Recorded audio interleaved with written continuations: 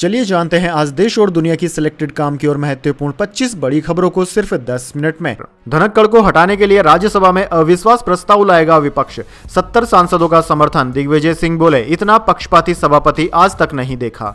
जी हां दोस्तों, राज्यसभा के सभापति जगदीप धनखड़ के खिलाफ विपक्षी पार्टियां अविश्वास प्रस्ताव लाने की तैयारी कर रही है। 70 विपक्षी सांसदों ने प्रस्ताव पर दस्तखत कर दिए हैं। इनमें इंडिया गठबंधन में शामिल सपा, टीएमसी और आम आदमी पार्टी शामिल है। हालांकि विपक्ष के प्रदर्शन में सपा और टीएमसी शामिल नहीं हुए हैं। न्यूज एजेंसी पीटीआई ने सूत्रों के हवाले से बताया कि अगस्त में भी राज्यसभा के सभापति जगदीप धनखड़ और विपक्षी नेताओं के बीच टकराव हुआ था।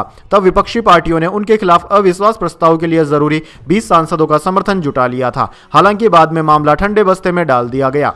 संसद के बाहर कांग्रेस सांसद दिग्विजय सिंह ने कहा कि मैंने अपने पूरे राजनीतिक जीवन में कभी इतना पक्षपाती सभापति नहीं देखा है। वे सत्ता पक्ष के सांसदों को नियम के विपरीत बोलने की छूट देते हैं, जबकि विपक्षी सांसदों को चुप कराते रहते हैं। चलिए दोस्तों, जान लेते हैं अगली बड़ी खबर। दिल्ली को हरियाणा महाराष्ट्र नहीं बनने देंगे, विधानसभा चुनाव को लेकर केजरीवाल ने भरी हुंकार। जी हां दोस्तों, आम आदमी पार्टी के राष्ट्रीय संयोजक ने कहा है कि वो दिल्ली को हरियाणा और महाराष्ट्र नहीं बनने देंगे। दिल्ली के पूर्व मुख्यमंत्री अरविंद केजरीवाल ने बीजेपी और चुनाव आयोग के बीच परस्पर सहयोग से आम आदमी पार्टी को हराने की साजिश रचने का आरोप लगाया है। इस मकसद को पूरा करने के लिए बड़ी तादाद में मतदाता सूची से मतदाताओं के नाम हटाने की चल रही कोशिशों का केजरीवाल ने खुलासा किया। दिल्ली विधानसभा चुनाव से पहले अरविंद केजरीवाल का यह सबसे आक्रामक हमला माना जा रहा है, जो न सिर्फ बीजेपी पर है बल्कि चुनाव आयोग पर भी है।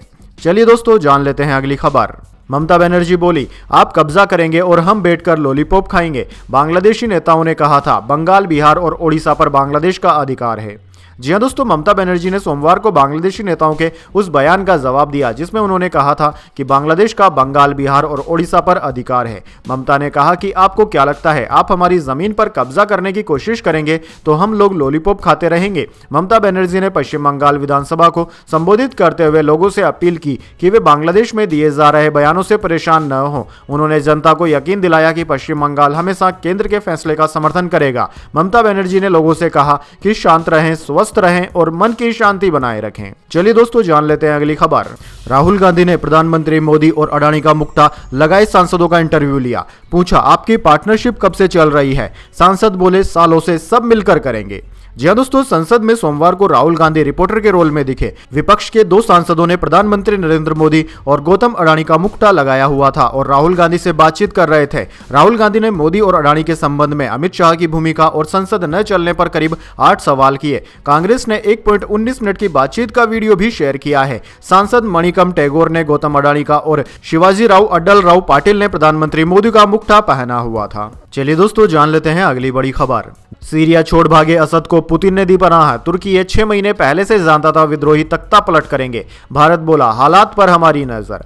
जी हां दोस्तों, सीरिया में विद्रोहियों के कब्जे के बाद राष्ट्रपति बशर अल सैयद देश छोड़कर रूस भाग गए हैं। राइटर्स की रिपोर्ट के अनुसार रूसी राष्ट्रपति व्लादिमीर पुतिन ने असद और उसके परिवार को राजनीतिक शरण दी है, जबकि अमेरिका ने सीरिया में असद सरकार के पतन का स्वागत किया है। रूस के राष्ट्रपति आवास के प्रवक्ता दमित्री पेस्कोव ने जानकारी दी है कि सीरिया के राष्ट्रपति को शरण देना पुतिन का निजी फैसला था। पेस्कोव ने कहा कि वह यह जानकारी नहीं देंगे कि असद को कहां ठहराया गया है।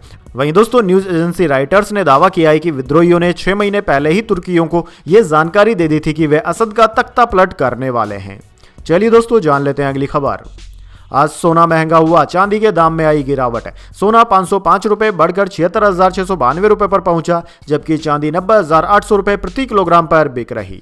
जी हां दोस्तों, सोने के दामों में आज यानी कि 9 दिसंबर को बढ़त देखने को मिली है। Indian Boolean and jewellers association की वेबसाइट के अनुसार 10 ग्राम 24 कैरेट गोल्ड का भाव 505 रुपए बढ़कर 76,692 रुपए पर पहुंच गया। इससे पहले सोने की कीमत 76,187 रुपए प्रति 10 ग्राम थी। हालांकि दोस्तों, चांदी के दाम में आज मामूली गिरावट रही। ये 20 रुपए गिरकर 91,800 रुपए प्रति किलोग्राम पर आ गई है। इससे पहले चांदी 90,820 रुपए प्रति किलोग्राम पर थी। चलिए दोस्तों, जान लेते हैं अगली खबर।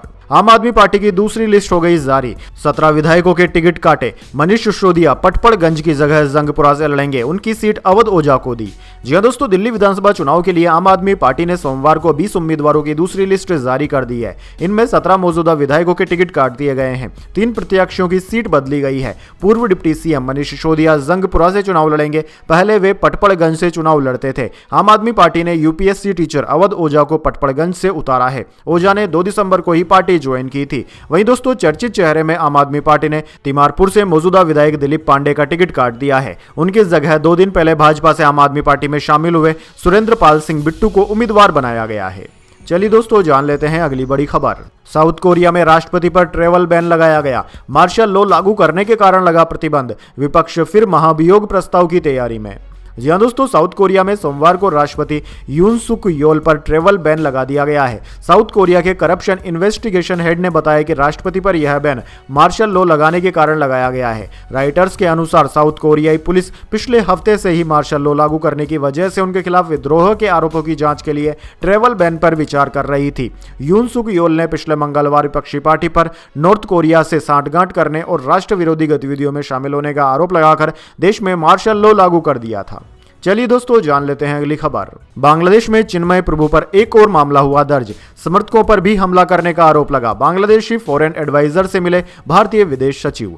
जी दोस्तों, बांग्लादेश के चटगांव में हिंदू धर्मगुरु चिन्मय प्रभु और उनके समर्थकों पर कोर्ट परिसर के भीतर झड़प को लेकर केस दर्ज किया गया है। ढाका ट्रिब्यूनल के मुताबिक 26 नवंबर को कोर्ट से वापस लौटते वक्त चिन्मय कृष्णदास के समर्थकों ने इस्लामी वकालत संगठन हिजाफत-ए-इस्लाम बांग्लादेश के कार्यकर्ता इनामुल हक समेत अन्य लोगों पर हमला कर दिया था। हक की शिकायत पर दर्ज किए गए केस में चिन्मय प्रभु को मुख्य आरोपी बनाया गया है। इसके अलावा 164 नामजद और लगभग 500 अज्ञात लोगों को भी आरोपी बनाया गया है। चलिए दोस्तों जान लेते हैं अगली बड़ी खबर।